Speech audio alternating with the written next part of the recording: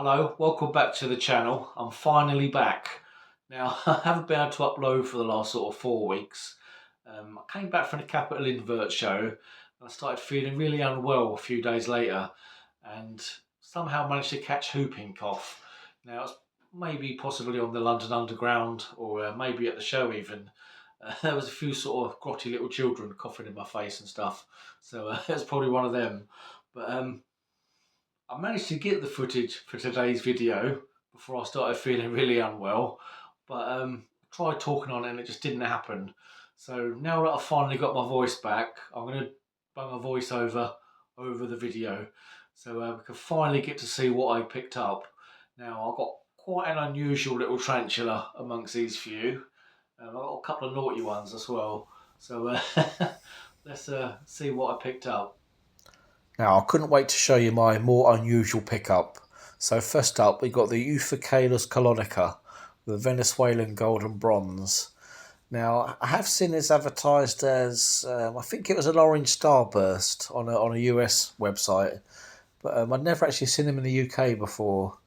So I picked this one up from the nice people at Just Tarantulas. So I can't resist getting something that I'd never heard of before.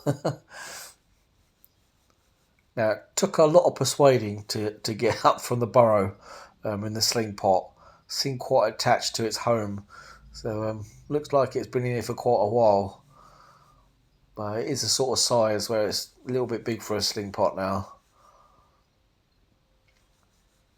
Now, this is a dwarf tarantula. Gets to around about 7 centimetres as an adult. But in terms of care information, there's almost no information about how to keep these. So the general consensus is that they're fossorial and that they're moisture dependent. That's pretty much all you get. So it's one of them ones where you kind of have to second guess, really. Look at similar species and and sort of experiment a little bit, keep them like other ones. So with that in mind, I set it up the same as my Ephobopus, the blue fang, another New World fossorial.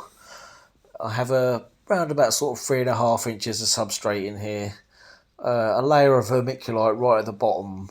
So I kept the bottom layer quite moist and let the upper layers dry out. You sort of see where the spider likes to spend most of its time. So since I set this up 3 or 4 weeks ago, it has burrowed right down to the vermiculite, and it does sort of sit just above it. So it does seem to quite like the moist level. So also have a very, very voracious feeding response. So on to the next one. So next up we have the Psamopaeus pulcher, the Panama blonde. Now I do like my nippy arboreals, and these guys, they're certainly up there with your Amazonius germani and your Tapacenius. Real little speed merchants, these guys.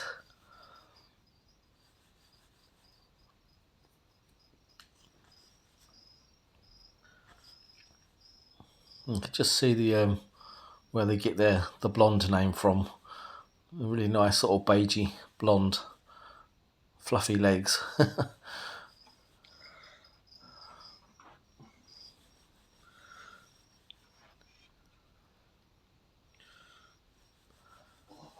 Now you'll see that I have an extra container for this one. Always expect the unexpected.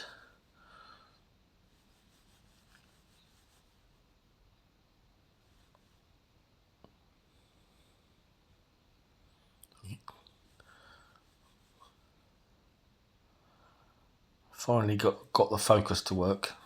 You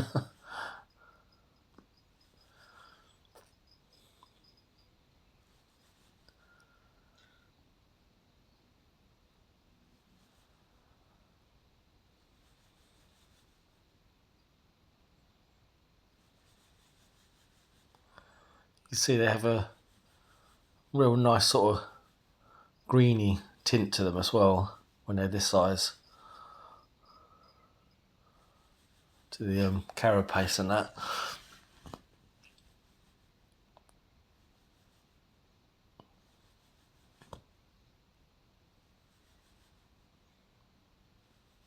Now, I was at this point where I was about to congratulate myself for a very smooth Samopaeus rehouse, but you always have to expect the unexpected with these guys.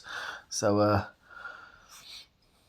thought, got it in there. We won't mess about too much. We'll just have a little quick look at it, and I'll pop the lid on. But no, we had the Samopaeus leap of faith. So anybody that keeps these, and some of the other speedy arboreals, they'll tell you that sometimes, they have a knack of making even experienced keepers, look like they started yesterday sometimes.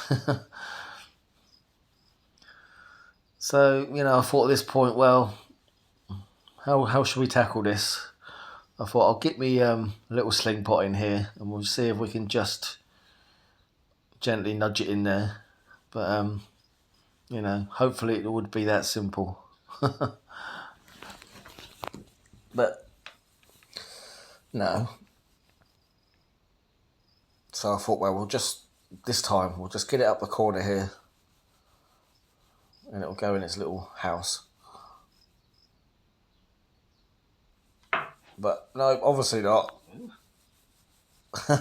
So at this point it's galloping around the tabletop.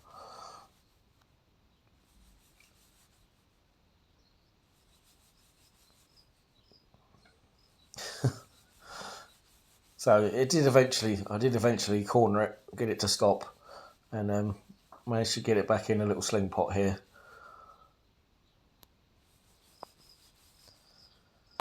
So yeah, not all rehousings go smooth.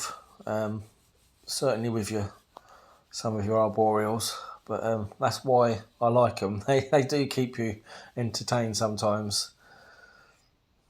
So we finally got it in there in the end, and we got the lid on eventually.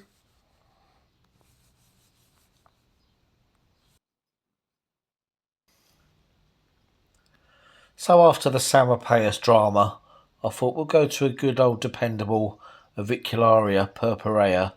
Now, I really love my Avics, pretty much my favourite spiders.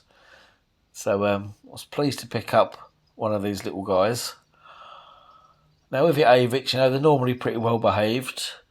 But yeah, this one ended up on the table as well. And then this happened.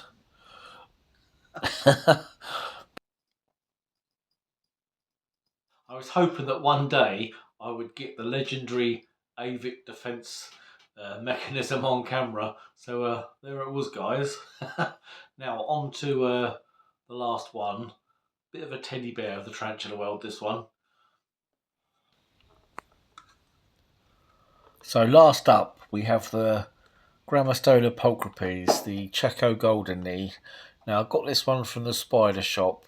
Now once the queues had died down a little bit, I had a good look on there, and I've been wanting one of these for a while actually. So I was really pleased to see one of these, this kind of size as well. So when I first started keeping tarantulas, way back when I was a teenager, I had an adult red knee, female, and she was absolutely massive actually, but she was a real gentle introduction into keeping tarantulas.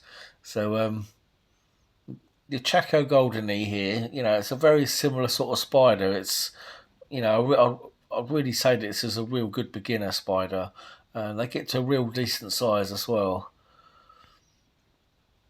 Now I was gonna coax it from the little container into its home here, and I've actually walked onto my hand.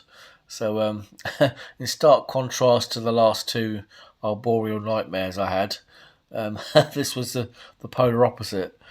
So but a really nice condition, this one, and a really nice size as well.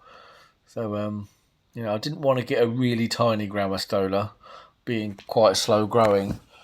So and this one is actually, since I made this video, this one is in pre-molt. So I haven't got to wait too long to see get it a little bit bigger. But all the little slings in this video, they're all doing really well. My centipede's doing well as well. Not that you see it very often, but but you know that when you buy a centipede. But I hope you've enjoyed this little video. Didn't pick up too many spiders this time, but I'm quite selective with my collection, so I'm not just sort of buying everything and anything. So but yeah, I hope you enjoyed the video. Give me a thumbs up if you do like it. Maybe think about subscribing. I really do, appreciate the support. And, feel free to comment as well. I do like to read the comments. So, see you on the next video.